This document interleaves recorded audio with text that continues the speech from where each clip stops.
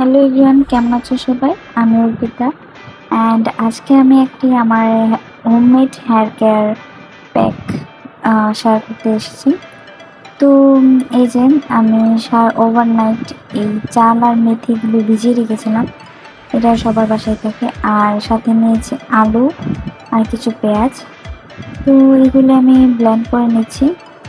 Blend করার পর ঠিক এমন হয়েছে আমার প্যাকটা। তারপর সাথে একটু দই মিক্সড করে নিয়েছি।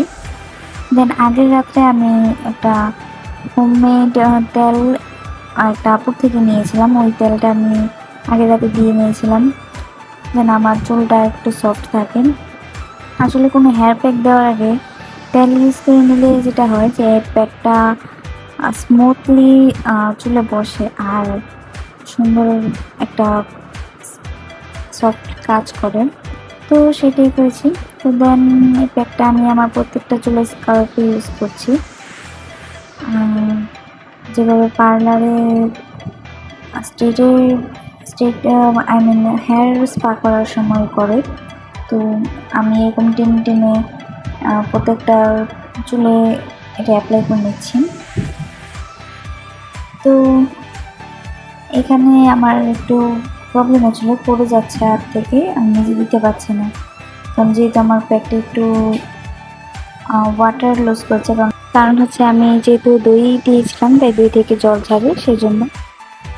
তো এদিকে আমি একটু ইউজ করছি। তাহলে এই হেয়ারটা তোমরা ইউজ করতে পারো, কারণ এই হেয়ার প্যাকটি খুবই ভালো একটি হেয়ার প্যাক।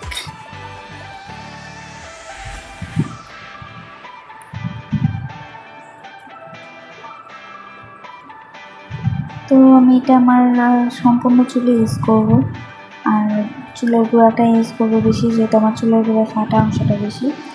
তো আমি নিজে দিতে পারছিলাম না, তাই আমার বোনকে একটু বলেছি আমাকে হেল্প করতে, ও আমাকে দিয়ে দিয়েছে সুন্দর করে। দেন আমি একটা পলি দিয়ে আমি আমার চুলটা র্যাপিং করে নিয়েছি। চুলে কভার নিয়ে দিয়েছে।